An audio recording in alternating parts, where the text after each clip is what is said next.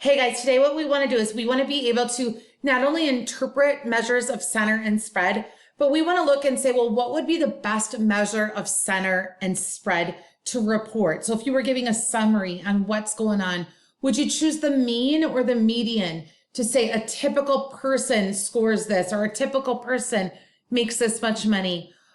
For the spread, to describe out how spread out things are, would you use the standard deviation or the IQR? So we're going to investigate that today. So what I want to show you here, and we're going to do this together, okay? I do want you to have a pencil and paper out and take some notes down while we do this, but you're not going to be calculating anything by hand. I will be doing that with you today with my trusty calculator because we have a lot of data. So the goal today is not about how do we calculate it. The goal is to interpret, to see what's going on. How are the numbers affecting my data? Okay, so what I want to do here is I want to look at this data, okay? And what we have here is we have data from the 2018-2019 Lakers team, I believe it is. Okay, if I'm wrong, forgive me, sports fans. I do like sports, but basketball is not one I follow, okay? So we can see we have, you know, a lot of money with some of these guys up here, and people making way more than I ever make, but not as much as the top earners, okay? So we have that data right here. Again, you don't need to write all this out necessarily. What you could write out is how I wrote it here, okay? 35.7, 14.4. I'm talking about millions now, okay? Millions now, 35.7 million, 14.4 million, so on and so forth. Okay, so we're gonna write that out right now, okay? And you can follow, you need to follow along with me. I think there's always something to be said when you write. It goes in here more, okay? Plus open notes. What should we have learned? So we have this salary, and what we want to do right now is if you have a graphing calculator, I can show you. I'm going to go pretty quick through this because you're not required to have a graphing calculator for regular stats. So what I did with my graphing calculator, so you can slow this down and rewind, but this is so you guys don't have to calculate anything by hand today. We want to look at the bigger picture. I'm going to go to stat, and I'm going to show you in my L1 here, I entered all of this data. And the reason I do this is because I don't want to calculate anything by hand today. I want to use my calculator to look at my summary statistics.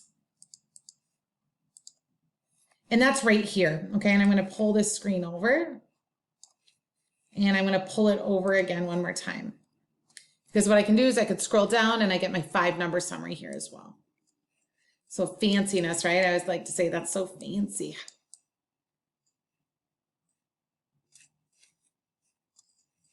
Give me a second. Okay, so what do I have here? What did I just calculate? Well, I'm not going to be work together as a group. We're not in person, so we're doing this all together as a class right now. What we did is we just found the mean, the standard deviation, and the 5-number summary. So you can see this mean is right here, X bar.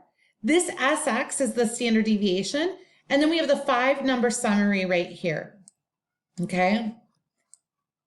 And so I wrote it down right here. So if it was me and I'm at home right now, okay, learning, I'd write down number 1 and I would write down all the summary statistics, right, about those Lakers basketball players. Now, like I have said before, as statisticians, we are not only number crunchers, okay? We tell the story behind that number. What does that mean, okay? So that's what we're gonna look at for number 2. What I want to do with you is we want to interpret the mean and the median specifically right now. Well, the mean is an average. The median is a percentile, saying 50% of people make less than this amount of money. So we're going to do that right now. So the first one I have up here is I have the mean. I'm interpreting the mean. We would say in the long run, we would expect, here's our context now, okay? So this is going to change dependent on what the story is about. The LA Lakers basketball players, in the long run, we would expect the LA Lakers basketball players to make an average of about $5.9 million. So here's the context right here in this underline, right? So this is going to change for you. And here's the actual value of the mean with the correct units, okay? Definitely interpreting the mean, you should have the sentence down and know how to fill in the blanks when you get to that on your homework. Now let's interpret the median. 50% of the Lakers will make less than $1.7 million. Again, at home, we're underlining this. Why? Because this is the story behind this number.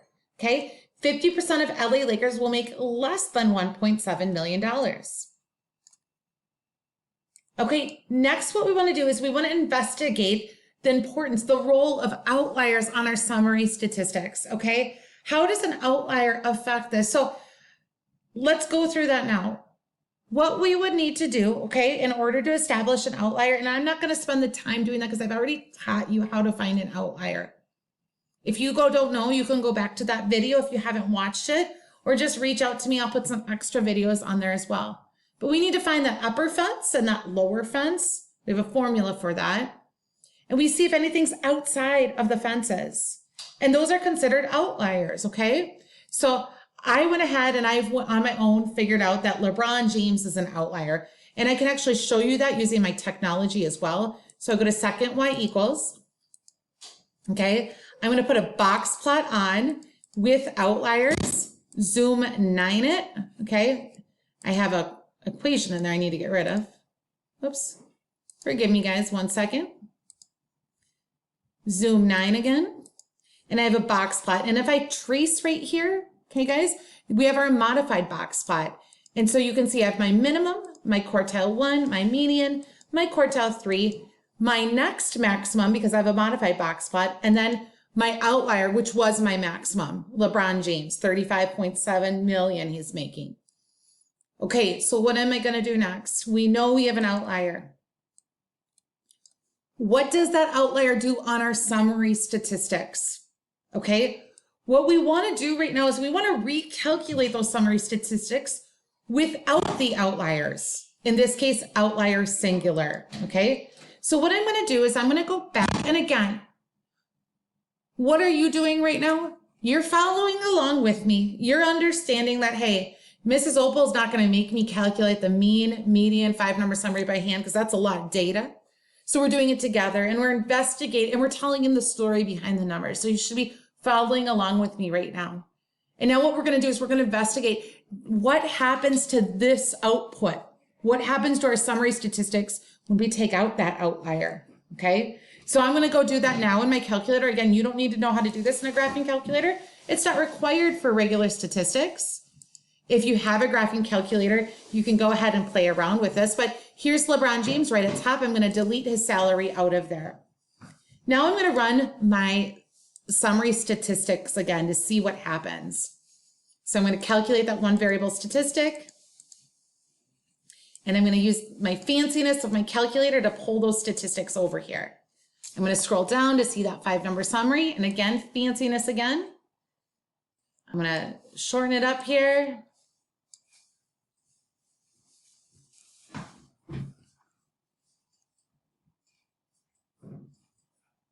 Okay, so when we recalculated that mean and that median, the new mean without the outlier and the new median, the new mean is 4.1 million and the new median without the outlier is 1.7. Let me go a step further, okay? Look at quartile 1 with LeBron James taken out, 1.25. What is quartile 1? 1.5. Did it change much? No. Quartile 3 is 6.65. 7.5 didn't change a whole lot.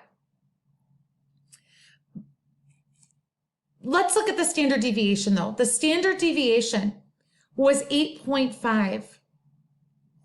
Without LeBron James, that standard deviation is now 4.23. That went down quite a bit.